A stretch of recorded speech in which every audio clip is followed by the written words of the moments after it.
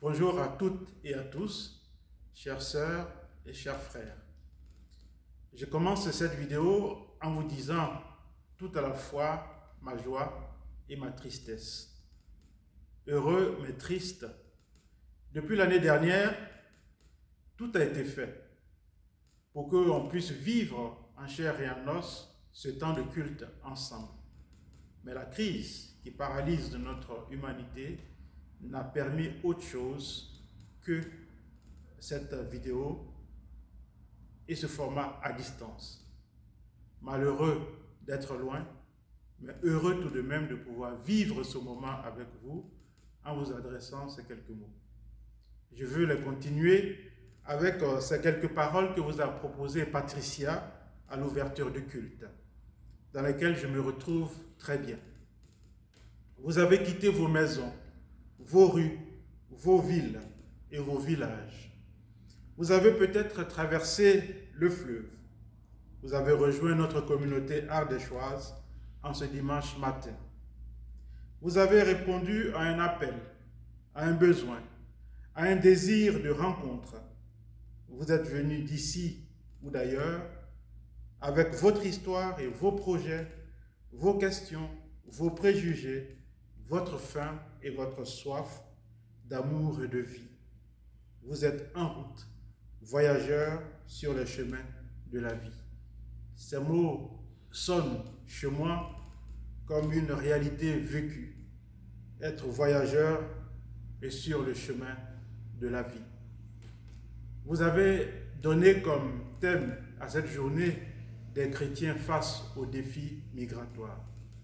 Il se trouve que je suis moi-même du lot de ces migrants, du lot de celles et ceux qui sont partis du lieu considéré comme chez eux pour un nouveau pays, un nouveau ciel. Avant d'arriver en France et au DEFAP, j'ai fait un petit tour du monde. Je suis né et grandi en Côte d'Ivoire, d'une famille qui vient du Burkina Faso. J'ai fait des études de médecine à Casablanca, des études de théologie à Montpellier, un ministère de pasteur en Normandie dans la Manche, et depuis juillet 2019, au DEFAP à Paris. Cela fait du mouvement qui, je crois, n'est pas encore fini. Je peux résumer en quelque sorte mon expérience autour de 3 écoles. Vous savez, le gouvernement français a décidé de ne pas fermer les écoles et c'est tout à fait heureux. Il a eu raison et je soutiens. 3 écoles dans ma vie. La première école, c'est le voyage. Et ces paroles d'introduction de Patricia le disent bien, nous sommes voyageurs. Et comme dirait un auteur, on croit faire un voyage, mais c'est le voyage qui nous fait et nous défait. La deuxième école pour moi, ça a été la famille.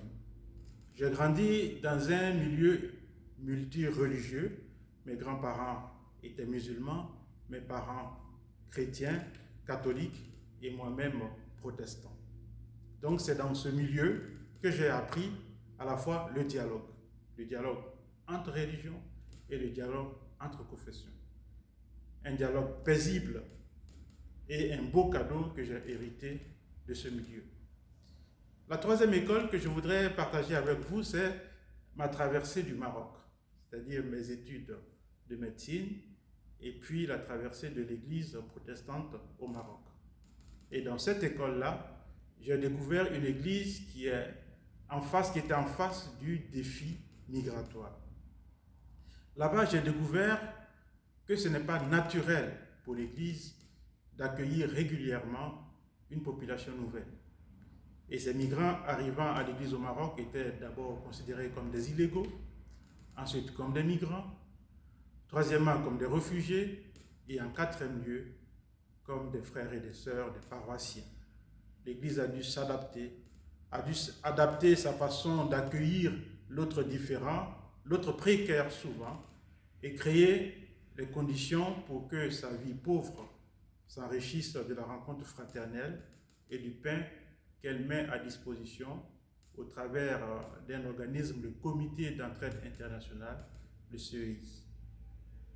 J'ai appris au Maroc à m'enrichir de ce défi, de cette mission et de cet engagement, et cela m'a accompagné au DEFAP.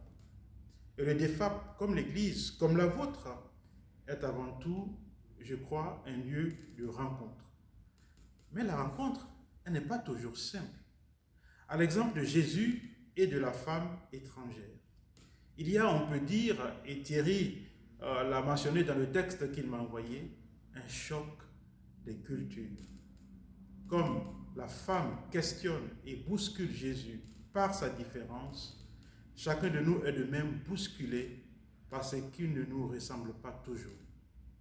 Une des missions du DEFAP est d'ailleurs de permettre et d'accompagner ces rencontres pour que le choc soit atténué, qu'il soit moins dur à encaisser pour devenir un lieu ou une occasion d'enrichissement. Le DEFAP est avec vous, certainement virtuellement, mais avec vous, avec votre communauté, avec votre paroisse, dans la mission qui est la nôtre, la mission commune. Et cette mission est un compagnonnage dans le partage de la bonne nouvelle, ici et là-bas. Je veux simplement terminer ici mon propos en vous souhaitant bonne suite de culte en chemin. En chemin avec la femme, sa fille, Jésus et les petits chiens du texte.